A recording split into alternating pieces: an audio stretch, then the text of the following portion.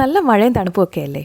ഇപ്പോൾ നല്ല മൊരിഞ്ഞ ദോശയോ നല്ല ചൂടുള്ള വടയൊക്കെ ഇത്തിരി എരിവും പുളിയും മധുരമൊക്കെയുള്ള തക്കാളി ചമ്മന്തി കൂട്ടി കഴിക്കാൻ എന്ത് രസമാണ്.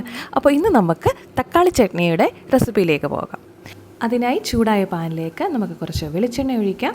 വെളിച്ചെണ്ണ ഒഴിച്ച ശേഷം നമുക്ക് അതിലേക്ക് കുറച്ച് വെളുത്തുള്ളി, ഒരു 3-4 വെളുത്തുള്ളി ചെറുതായിട്ടൊന്ന് പീസാക്കിയത് ഇടുക. അതിൻ്റെ കളറൊന്ന് മാറി വരുമ്പം കുറച്ച് കറിവേപ്പില, 2 തണ്ട് കറിവേപ്പില ഇടുക. 2 പച്ചമുളക് കീറി ഇട്ട് കൊടുക്കുക. അതിനുശേഷം നമുക്ക് ഒരു 2 വറ്റൽമുളക് ഇത്രയിട്ട് ഒന്ന് ഇളക്കി ഒന്ന് കളർ മാറി വരുമ്പോൾ നമുക്ക് അരിഞ്ഞു വെച്ചിരിക്കുന്ന സവോള, ഇത് 2 സവോളയാണ് എടുത്തിട്ടുള്ളത്. അപ്പോൾ അതിടുക. ഇത്തിരി ഉപ്പൊഴിച്ച് നമുക്ക് ഒന്ന് വഴറ്റി കൊടുക്കാം. അപ്പോൾ ഇതൊന്ന് വഴഞ്ഞ് ഒന്ന് കളറ് ചേഞ്ചായിട്ട് വരുമ്പോൾ നമ്മൾ 2 തക്കാളി എടുത്ത് വെച്ചിട്ടുണ്ട്. തക്കാളി ഇട്ട് നല്ലോണം ഒന്ന് വഴറ്റി കൊടുക്കുക. അപ്പോൾ ഒത്തിരി അങ്ങ് വഴഞ്ഞ് പേസ്റ്റ് ആവണ്ട, കുറച്ചൊന്ന് വഴഞ്ഞ് കഴിയുമ്പോൾ നമുക്കിത് അടച്ചു വെക്കാം. അടച്ചു വെച്ചിട്ട് ഇടയ്ക്കിടയ്ക്കൊന്ന് 1-2 പ്രാവശ്യം ഒന്ന് തുറന്ന് ഇളക്കി കൊടുക്കണം.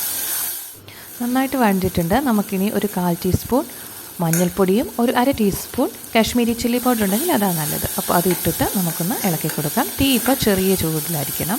അതിനുശേഷം നമുക്കിത് ഓഫ് ചെയ്ത് വെക്കാം. ഇത് നന്നായിട്ടൊന്ന് തണുത്ത് വരണം. ഇത് തണുത്ത ശേഷം നമുക്ക് ഒരു ചട്നി ചാറിലേക്കിട്ട് ഇത് നന്നായിട്ടൊന്ന് അരച്ചെടുക്കാം. ഇപ്പോൾ അരയ്ക്കുന്നത് ചിലർ വളരെ നൈസായിട്ടായിരിക്കും, അതല്ലാന്നുണ്ടെങ്കിൽ അല്ലാതായിരിക്കും. ഞാനിപ്പോൾ അത്ര നൈസായിട്ട് അരച്ചിട്ടില്ല. അപ്പോൾ അത് റെഡിയായി. ഇനി നമുക്ക് ഒരു പാനിലേക്ക് എണ്ണ എടുക്കുക. എണ്ണയിലേക്ക് നമുക്ക് കടുക് പൊട്ടിക്കാം. കടുക് നന്നായിട്ട് പൊട്ടിക്കഴിയുമ്പോൾ നമുക്ക് 1 ടീസ്പൂൺ ഉഴുന്ന് പരിപ്പ് അതിലേക്കിടാം. അപ്പോൾ ഇതിൻ്റെ കളറൊന്ന് മാറി വരുമ്പോഴേക്കും നമുക്ക് അരിഞ്ഞു വെച്ചിരിക്കുന്ന ചെറിയ ഉള്ളി ഒരു 2-3 എണ്ണം ചെറുതായിട്ട് അരിഞ്ഞതിടുക. അതിലേക്ക് ഉണക്കമുളകും കൂടി ഇടുക. അതിനുശേഷം ഒരു തണ്ട് കറിവേപ്പില. അപ്പോൾ ഇത്രയെല്ലാം ഒന്നിട്ട് ഇളക്കി കഴിയുമ്പോൾ നമുക്ക് വേണമെങ്കിൽ അത് ഓപ്ഷനിലാണ്, വെളുത്തുള്ളി അരിഞ്ഞത് ഒരെണ്ണം ഒന്ന് ചെറുതായിട്ട് കീറിയിട്ട് കൊടുക്കാം.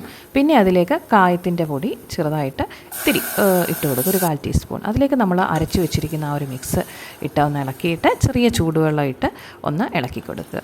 അപ്പോൾ അതിന് ശേഷം നന്നായിട്ട് തിളച്ച് വരുമ്പോൾ ഇത്തിരി പഞ്ചസാര, ഒരു നുള്ളു പഞ്ചസാരയും ആവശ്യത്തിന് ഉപ്പും ചേർത്ത് ഇളക്കി നന്നായിട്ടൊന്ന് തിളപ്പിച്ച് വെക്കുക. അതാ നമ്മുടെ ചട്നി റെഡി ആയിട്ടുണ്ട്. ഇത്രയുള്ള കാര്യം. ഇത് നമുക്ക് ദോശ, ഇഡ്ഡലി, വട എന്തിൻ്റെ കൂടെ വേണമെങ്കിലും സെർവ് ചെയ്യാം. അപ്പോൾ ഈ കുഞ്ഞു വീഡിയോ നിങ്ങൾക്ക് ഇഷ്ടമായി ലൈക്കും ഷെയറും സബ്സ്ക്രൈബും ഒക്കെ ഒന്ന് ചെയ്തേക്കണേ. അപ്പോൾ മറ്റൊരു വീഡിയോയിലൂടെ വീണ്ടും കാണാം.